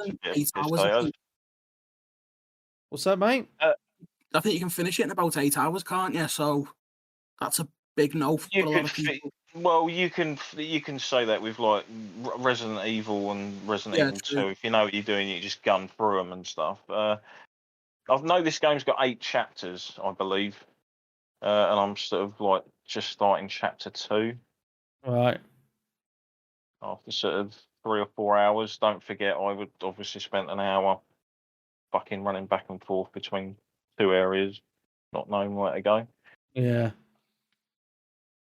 It's interesting. But yeah, things will get improved and updated and patched, etc. But yeah, I can see why people had the arse of it when it first came out. Everyone saw it and thought, oh, it's going to be like Dead Space, and then they're like, oh, no, it's not. And... Never played Dead Space. Oh my goodness, you missed out. Which is weird, because I'm the Resident Evil guy. I should have. I've got them all. No, if you pick up the remake, you should be in for a treat, especially as you've got no memory of like what the first one was like, or what characters look like, etc. They've changed bits, haven't they? The new one. Yeah, I'm not sure what they've changed. Well, I did read today that they've changed a few pieces in it. Changed. They've added some more stories. They've fleshed out characters, give them more backstory and stuff, apparently. Oh, that's quite cool. I don't think it's a full price title either. Oh, really? I was looking at, because I looked on CD keys for the PC version. It was like 30 quid, which I thought was quite good. You're I'm not sure how much thinking is on console. PC, that's cheaper anyway, and then CD gets it another bit cheaper. Yeah. Probably looking at a 45, 50 quid game. Yeah. But then it's EA, isn't it, that's publishing it, so it's probably going to be $70 for maybe, yeah. But yeah, on to you, Webby. Oh, is it me again? Oh my goodness. OMG. It is Webby's go. Okay, so I played a few games. Let's talk about Forspoken. I did talk about it briefly during the Game of the Year episode. I've played some more of the demo this week. I've not actually finished the demo. I'm not sure how long the demo is, because it seems like there's quite a lot of content in this demo. I've just spent a lot of time running around the world, just doing all the side stuff I can before doing all the story stuff. I don't actually know if there's anything you get in the main game for finishing the demo. I've not looked into that. But it's definitely a game that I'm intrigued by. I know like a lot of people played the demo and didn't like it, but I've really enjoyed the. From what I've played the demo so far, I've really enjoyed it. However, I did watch some videos on it this week, and apparently the demo is actually quite far into the game, because one of the weapons you have is a melee weapon. It's a sword, and apparently you don't get from any an enemy, isn't it? Yeah, and apparently you don't get any melee weapon. You don't get that melee weapon until about 6 or 7 hours into the game. So before that, you only have like weapons we can, it's like a gun, but it's not a gun. You like flinging things at enemies, if that makes sense. Which has kind of annoyed me a bit, because that sword is kind of my go-to. So not being able to have that for a long portion of the game is a little bit off-putting. But the idea of the story seems really cool to me. You play as this girl, she grows up in New York City, some stuff happens, and then you get transported to this magical world. And I kind of like stuff like that. A lot of movies have done that kind of trope, which I've really enjoyed, you know what I mean? So It's a game that I am looking forward to. It's out, I think, in about a week or two. So I was looking into it, and I got a bit confused this week because it's coming out on PlayStation, and it's also coming out on PC. And then I looked on the PC version on Steam, and I was like, oh, it's got de novo. And it always puts me off buying games on PC with de novo because it hampers the performance. And for people that don't know what de novo is, it's anti-piracy software. But the problem with it is it really hammers your CPU. So if you haven't got an amazing one, like, it really hampers your gameplay. But, it wouldn't matter to me too much, but it's still annoying. However, de novo is doing its job because no games that have used it in the last 6 months or so have been managed to be pirated yet. So I was thinking, oh, do I get it on PlayStation or PC? And then I went onto the Xbox website, and I was like, oh, it's on the Xbox website. I might get it on Xbox. And then there was a little bit of a back and forth on Discord where I was like, oh, look, it's on Xbox. And people saying, no, it's not. And I was like, look, it's here. And then in the little bottom of the Xbox website, it says PC only. I was like, oh, gutted. So I'm not sure what to do because I really want to play it. However, Hogwarts Legacy is out in February, and I've actually pre-ordered the collector's edition of, well, not the collector's, the version that comes out on the 7th of February instead of the 10th. So it's kind of the deluxe edition. I've actually a month from now. Yeah, so it's not actually that long away. So I didn't really want to be buying Forspoken and then a few weeks later spunking another load of money on Hogwarts because, being a dad and stuff like that, money's limited anyway. So if I'm spunking 50 quid on a game now and then in a few weeks spunking another 50 quid on a game, it's, it all adds up, right? So I have to be especially after Christmas and stuff. Yeah, so I have to be quite selective on games I buy now. So even though I really want to get Forspoken, I'm going to have to wait on a sale for it, I think. I think that's got bargain bin written all over it anyway, to be honest. Yeah, I think so. I don't think it's going to sell very well, Jelly. Is that Square Enix, isn't it? Yeah. Yeah, their track record over the last couple of years has not been very good, has it? No. I mean, and I've had to back off on a few games, to be honest, because I've really wanted to play God of War Ragnarok. However, because of the Sony tax, and I can't find it for less than £62, I'm waiting for a sale on that to pick it up and play it as well. So yeah, that's just how I am with gaming at the minute. But I just wanted to say with Forspoken, I know it's had quite a lot of negativity from people, but I just wanted to put out that I think it's, from what I've played, it's quite fun. So if you haven't played the demo, check it out. You might be pleasantly surprised. So yeah, that's me. Back to Jelly. Back to our guest. The only other thing I've really played is I've started Biomutant this week. Oh, that's quite an oldie one, isn't it? Yeah, I've wanted to play it for ages, but it came on to either PS Plus or whatever recently, so I thought I might slot on to playing it. It's fun so far. I can't say a lot because I've not done a lot, but it looks really nice. It is a fun little bizarre RPG game where you gear yourself up and look rather strange.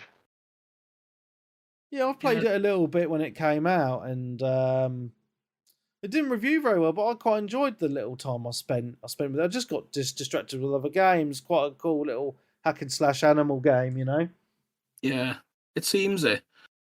Whether I'll stick with it, I don't know. It's just it's all right so far. Yeah. Fair dues, mate. Released recently within the last, I think it's like 3 or 4 months. An update for it for PS5 and Series consoles. Nice. Because it wasn't optimized, but I think the only one that suffered was playing it on the PS5. It wasn't great, whereas playing it on the Series X, it ran at 60. Okay. Fair dues, is that it for you, Jelly, is it? I've played some bits of other games, but I don't think anyone would be interested, really. Anyone heard of Nexomon? Of what? Nexomon. Never even heard of it. Oh, It's a Pokemon rip-off. It is a massive Pokemon rip-off, yeah. Yeah, I've heard of it. But it's really fun. If you like Pokemon and the way that's structured, it's fun.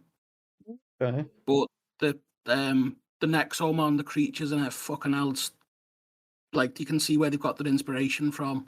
They're awful. Literally a table or a chair, and it'll just be called like Chairmon. Yeah, It's terrible. where's Shoe? Oh my goodness. Yeah, that's what it's like. The game's fun though, but like there's no inspiration at all in it. Fair enough.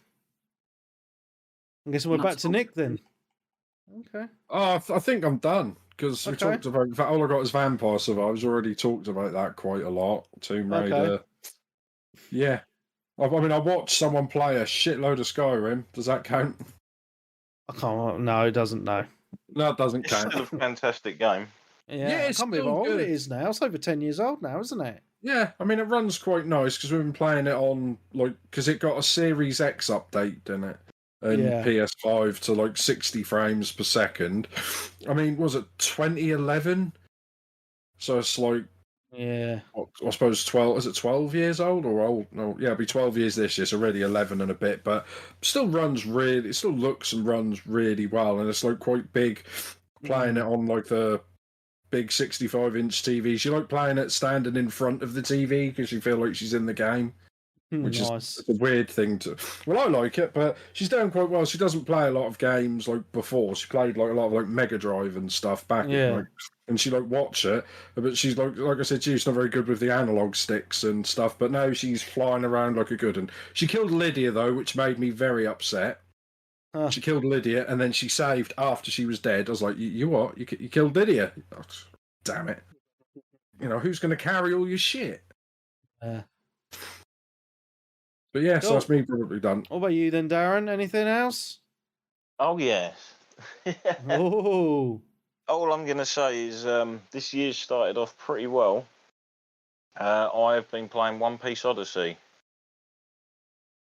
This is off the anime, isn't it? You're Yeah. Well, I watched about 200 to 300 episodes of the anime. oh Because my this goodness. anime's Wow. This anime's got like I think it's got like over 1,000 episodes. Oh I keep my getting told God. I've got to watch this. It's been going for ages. There's nothing else quite like it in a way of how it looks. It's got a very unique style to all the characters in it. You've got like so many different types of randomly made characters, like just characters that are almost just a giant head with legs and arms sticking out. Like the body proportions for some of So them are weird. just hilarious, but it gives its own distinct kind of feel of this world.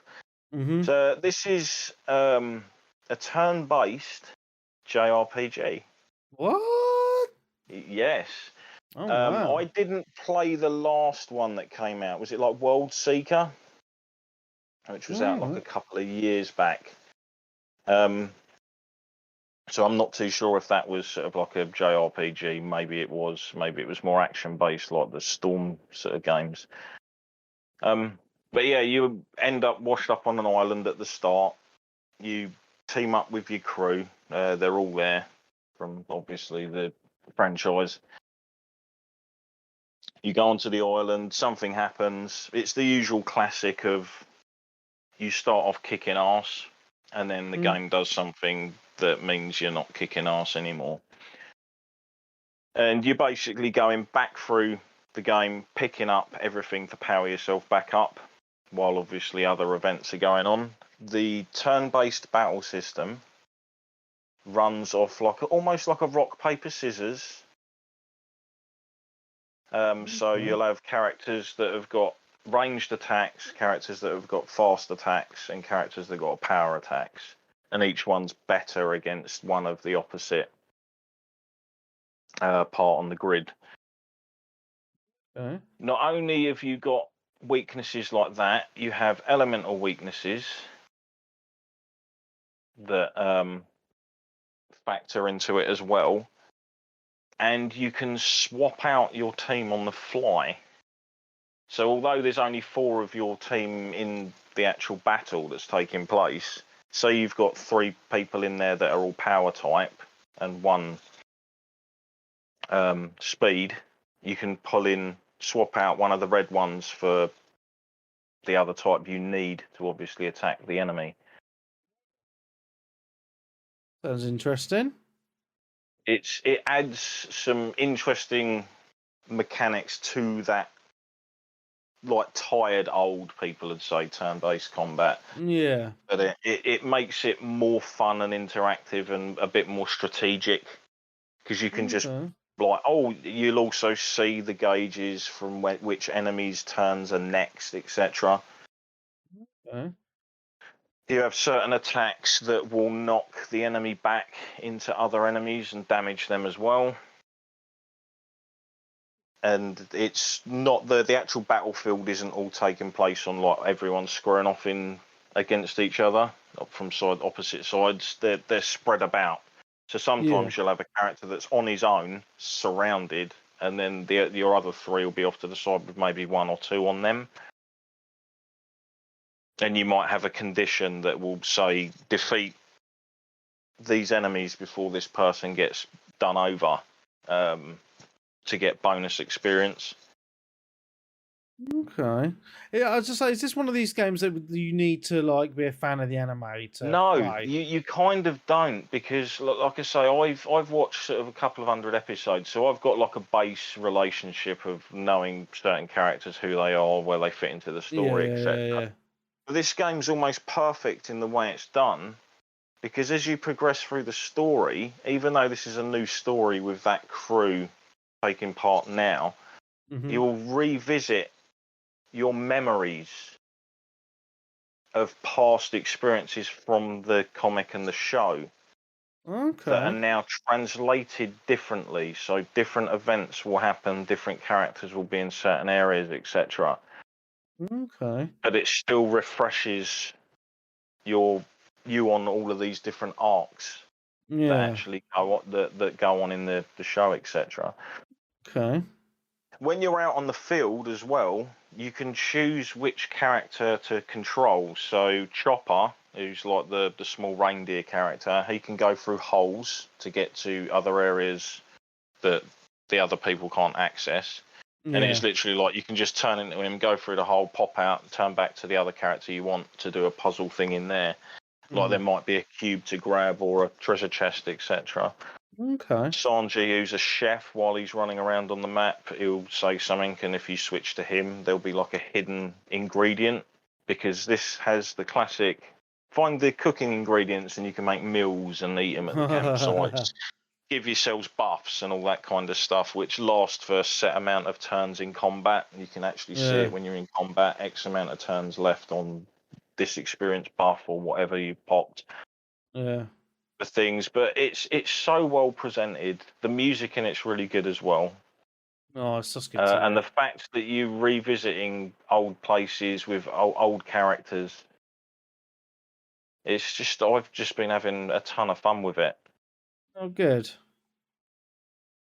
Excellent. There's also a demo available for it, I think, on most platforms, if not all platforms, and allows you to, I think it's play the first hour or so of the game. Oh, that's cool. Does your progress carry over to the full game as well? I think it does, but I didn't download the demo when it came out, because I actually thought, well, it's supposed to continue over, but I've got the actual game turning up in a day or so. Yeah. So I'm going to leave it, because I've done that before, where you're like, yeah, your progress carries over, and then you'll jump in. I know it's a bit of a stupid thing, but sometimes you've done stuff in the game that would have popped an achievement. Oh, right, yeah. But obviously, where you're coming in and you're loading off an old save, it's like, you didn't do that. Yeah. So I just thought I'd wait, and it was literally here the next day. And I think I've put about 9 hours into it already within like about 2 or 3 days. It's not bad. Yeah, wow. You must be liking it if you put that amount of time into it in a few days. It just has a really nice style and the way it's done. You've got the open towns where you can speak to the villagers and all that kind of stuff. And it's worth looking at half of them because they all look like weirdos. They're all done in this sort of style that it has. Nice. Well, I'm glad you're enjoying it. Jolly good show. I mean, the good thing is I think this game's like celebrating the 25th anniversary of the actual franchise. Wow. And it's a damn good thing to use to celebrate an anniversary, to be honest. I don't think any fans of the show are actually going to dislike this at all. Excellent. That's good. I mean, it was one of those games, like you've had the One Piece Red, I think it was as well, which was like a fighting game, 3D fighting game, arena brawler. Right. Wasn't too hot. I loved the One Piece Pirate Warriors games that the Koei Tecmo did. They're fantastic. Nice, yeah. But I watched a video of this like just randomly on YouTube. I think it was about a month or so back when they were like, "Oh, here's a little developer showcase of what it was like," and I was like, "Damn, this looks like it's presented really well." And if they nail a lot of bits and bobs, this could be really cool. And then I picked it up, and I've really been enjoying it. Oh, good. That's good. A nice home run out the park in my eyes, like straight off the bat with the first new game of the year. Nice. Excellent. Cool, man. All right. Well, let me get into my games. Have you played? If you've not, have you played anything else? Because if you have, Well, I have, but obviously you might mention it anyway, and I'll just chip in. There's not really a great deal to say. All right. Yeah, so Final Fantasy 14 had a new... Yeah, there we go. had a new patch come out. And I really enjoyed it, actually. However, it wasn't very long. Just give me 2 seconds. Yeah, so it was nice to have some more story, Darren, to be honest. Yep. Really enjoyed having that because it's kind of ticking along nicely and things are happening. However, I didn't think it was very long. I mean, I managed to finish the story in 2 sessions. Yeah, it was roughly that for myself as well. Yeah. But yeah, I was trying to work out if it felt too short or not. But I know other ones have felt longer, but then they were the ones generally towards the end of a patch where they start setting up the next thing that's obviously going to occur. Yeah. But also they do now split a lot of these major patches into composite parts. Yeah. So rather than drop it all at once and everyone go, "Oh, I don't know what to do." Yeah. They drop it in bits, and it also helps. I think they do it on purpose to keep people subscribed. Yeah. Yeah, because I banged out the main story stuff, and then I banged out all the raid stuff. Because I did a new raid in there, which was okay. That was good. Yeah, it was decent enough. There was a few things in there that I found slightly annoying, but I'll get much better at it over time. But then I'm back to that stage now where I'm like, do I really want to keep my sub going? You know what I mean? I've got all these other games to play, and I'm like, I love it when they release new stuff on 14 because I love the story stuff, and that's the main reason I play it. But then everything else, doesn't really interest me as much because I know you go on every day and you have your things that you like to do, and I did enjoy doing the treasure chest. Oh yeah, because we had a really good session on that last week with the crew. There's new maps with new dungeon that came out in this patch, but I haven't done them yet. Hopefully we'll get to do them pretty soon. Yeah, so if we can get everyone on to do that, then that'll probably keep me subbed. But there's not really much else I really want to do on it, if that makes sense. I mean, yeah, to be honest, from Hogwarts Legacy or maybe even just before that onwards, there's a good slew of good games coming out. Like, and I know Hogwarts is massive, You got Hogwarts Legacy, Wanted Dead, I think that's out as well, and then you've got Atomic Heart a bit later on. The new Dead Island's out soon as well, isn't it? April, I think. Yeah. It was pushed back. I think it just wanted to get the fuck out of February. Yeah. It's a busy month. But yeah. Okay, cool. I didn't want to mention it too much for Final Fantasy anyway, because I know, people get sick of it. I think we covered most of it there, yeah. I've only played 2 other games, actually. Marvel vs. Capcom 3 on the Xbox. Just fancy playing it. I love it, man. It's so good. Fighting some people. In my opinion, it was Marvel vs. Capcom 3 Ultimate. Yeah. But yeah, I didn't go for Marvel vs. Capcom 4 or whatever that new one they Infinite, did. yeah. Yeah, that's it. No, I just avoided that. I just didn't like the visual style. Most of my favourite characters were missing. It was just like, no, not interested. So there's a huge sale on Xbox Store at the minute. So Marvel vs. Capcom 3 with all the DLC, £7. So, like that bit of that. And where else am I up to? Oh, yes. So, obviously, I finished Pentiment. So, I was looking through Game Pass. I was like, I need another single-player game just to see me through to Hogwarts. And obviously, I don't want to buy any more games. And no one's sending me a copy of God of War to play when they finished it. Nudge, nudge, wink, wink. To anyone listening. So I was like, right, what's on Game Pass that looks awesome at the minute that I really fancy playing? And I love my RPGs. And there's a game on there called Chained Echoes, which I thought looked interesting. Now it's a SNES style 16-bit turn-based RPG. And I thought, well, I like those sort of games. I'm going to check it out. And so I played it, and I only started playing it a couple of days ago, and I've already put 8 hours into it in 2 days. I'm absolutely loving it.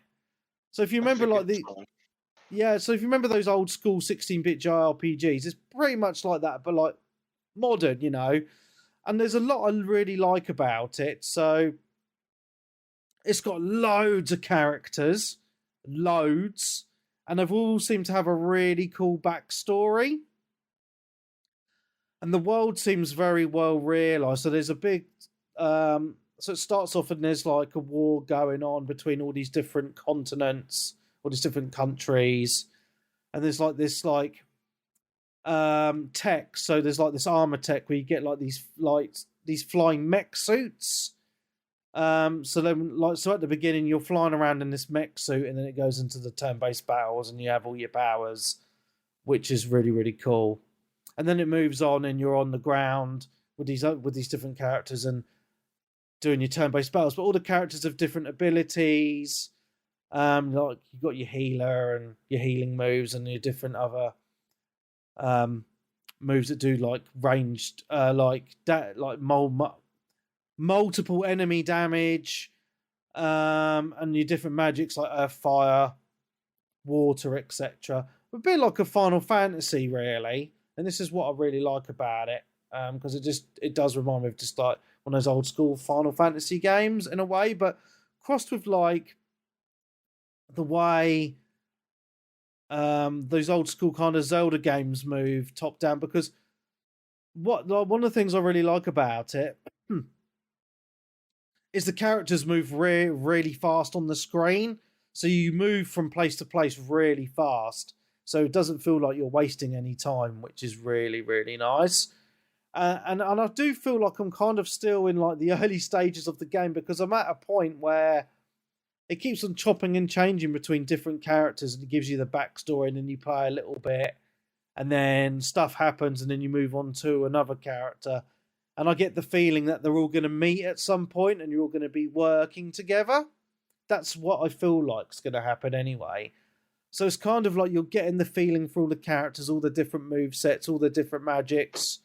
And it's just done in a really cool way. And it's just, as I say, like a nice little nostalgia trip at the same time. And this is something that I really like about Game Pass, because I think if I'd seen this, I probably would have picked it up at some point, but because of Game Pass, I don't have to buy it. Yeah, You know what I mean? I think it looks really good, but on PlayStation it's 20 quid. Oof. Yeah. So I'm just not picking it up at the moment. Yeah, I know someone else on the Discord that says that they've bought it on Steam and they're just wait because they've got Steam Deck. So they think it would suit that really well in a handheld, and I think it would suit a handheld really well.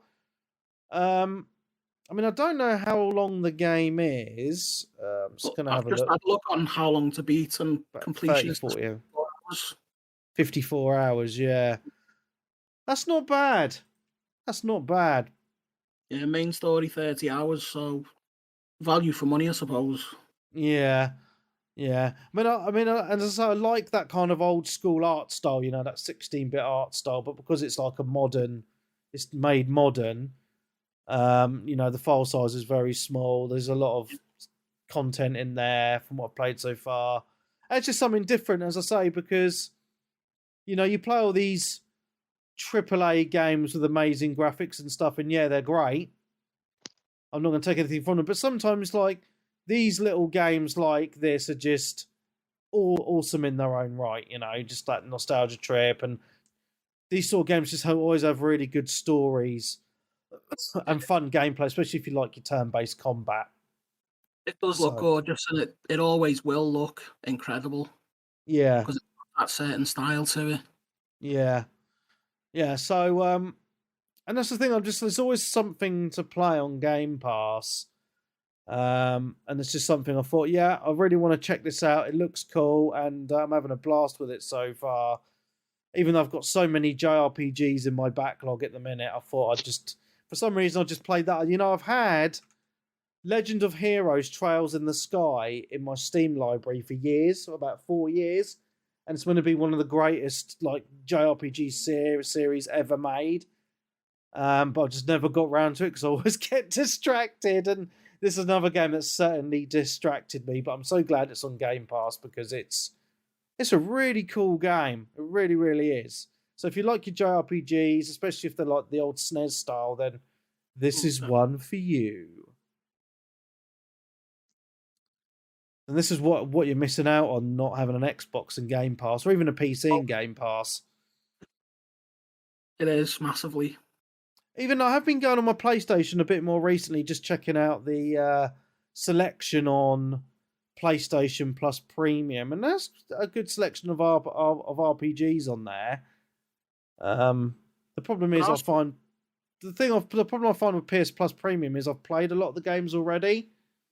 Yeah. Which is a little bit frustrating, but yeah, it does have a good back catalogue on there if you haven't played them.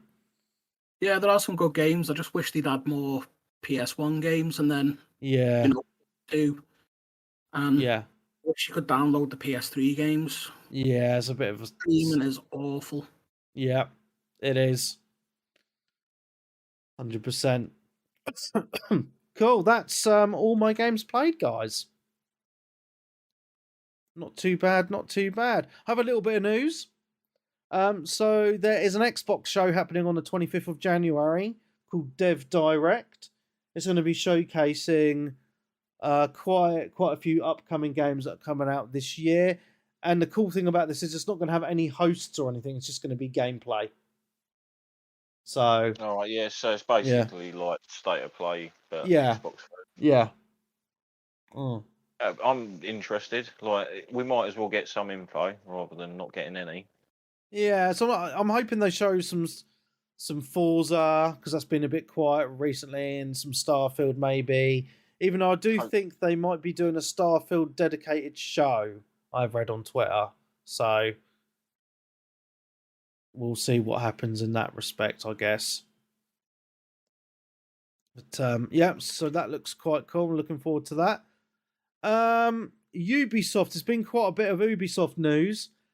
So there's been some rumours going around that they're in some financial troubles, and they've been approaching different companies to try to be bought out.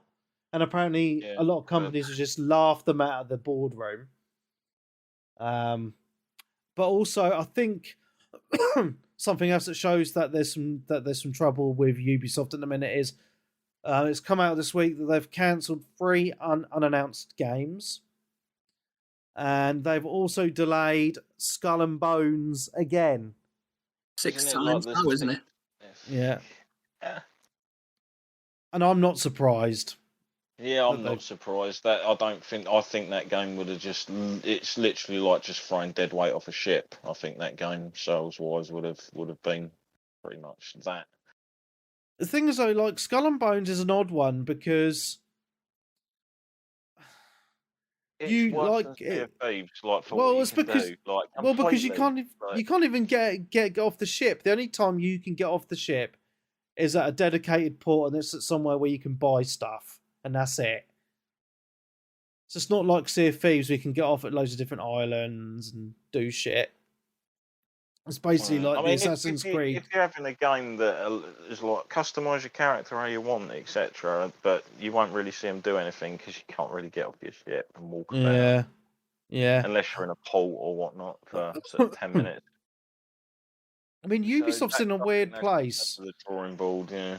Yeah, I mean, they're in a weird place because, I used to hold them in high regard for video games because they always made the games that I was really into. The old Ghost Recons I really enjoyed. The old Rainbow Sixes were good. Even Rainbow Six Siege is a decent game. I think that's a game it's not like they haven't had successful games, obviously, like you said. Siege, Valhalla, it's still the best-selling Assassin's Creed title to date. Yeah, but they've kind of lost their way, I think, in some regards because, like, if you look at Ghost Recon, because I went back and played some Brawl 2 online this week. I wasn't going to mention it, but it's still like there's still people playing that now online because it's just such a good fucking game. And since then, I mean, I have enjoyed the last few Ghost Recon games, but not to the same level as the older like the Graws, as an example. And it just feels like when Ubisoft bring a game out, it's open world and they all have like the kind of same design aesthetic, and people just get sick of it, And they're just in a funny place. It's hard to explain. They just need to do something different, or harken back to their old way of thinking with game design. Yeah, they make good games, but they seem to have been set in the way for 10, 15 years. Yeah. It's just the same game I play them, so I can't really say a lot, but yeah, it's the same game every year. Yeah. We've all suckered in and played pretty much like the regurgitations of certain franchises, Far Cry, etc. Yeah. Yeah, I'm looking. I got Far Cry, Primal, New Dawn, and 6 unplayed. They've also had, haven't they, failed free-to-play battle royale games. I think. Yeah, Farscape. Yeah. There was the cancelled Ghost Recon Online PvP game, wasn't there? Yeah. Battle royale thing. Obviously, the problem with Skull and Bones, when the remaster of Prince of Persia got shown off, people laughed at it, and it got basically pushed back. I haven't seen anything of that since. That was 3 years ago. Yeah. Mad. Yeah, it's weird. Like Ubisoft, it's just odd.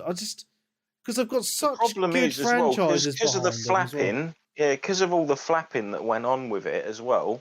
Yeah, it plummeted. It must have plummeted their share prices even more. Yeah, because people are like, hold on, the people I've given money to are panicking because they haven't got anything to give me my investment back. Yeah.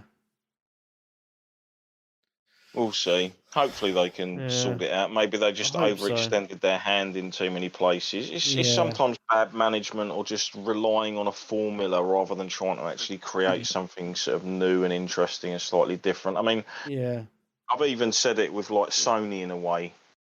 Like they're starting to come like, oh, is another Last of Us, is another such and such, is another God of War.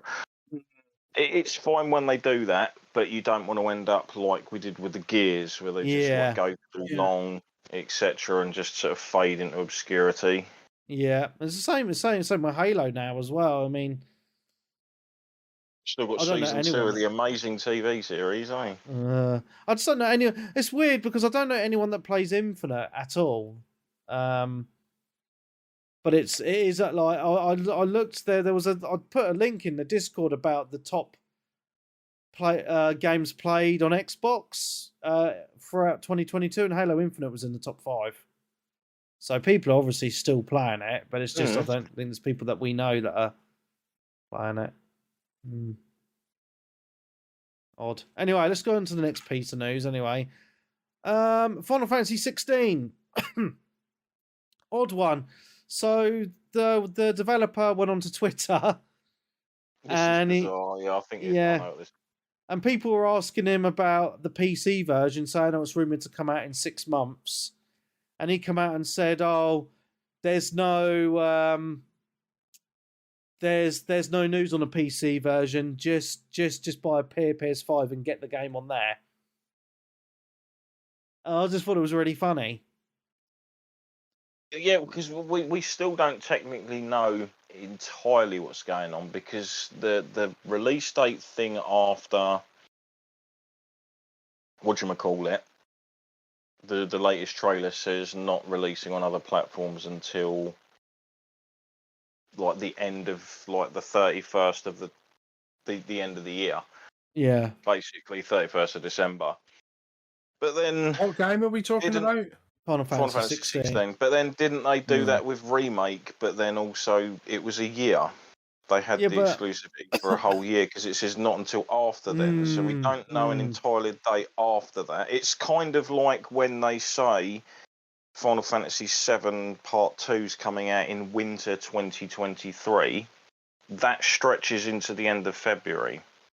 Yeah. The winter season of 23 stretches into February. So it's not necessarily going to be in December. It's interesting, like, because like these sort of games, they sell well on PC, but I think obviously it's just going to come to PlayStation and probably have a year exclusive on there and then come to PC. It's never going to come to Xbox. We can just forget about it ever coming there at all. However, I mean, Final Fantasy VII Remake hasn't come to Xbox. I mean, yeah, but again, the thing that I'm really looking forward to 16 after hearing the news about the ratings, because it sounds like it's kind of Game of Thrones-esque with all like sex and swearing and violence, which you don't really see in a Final Fantasy. So that's just really it's what Yoshida's always wanted to do. It's kind of cool, because the guy used 14 in a way to then get so well respected in the company that he could actually approach the head people there and say, "This is the game I want to make." Yeah. Because he'd always talked of making a Final Fantasy set during sort of like medieval European sort of times and taking the series back to its roots. Yeah. Rather than it being kind of slightly futuristic-y. Yeah. Yeah, I'm really excited. But yeah, also, for it, man. I can't wait.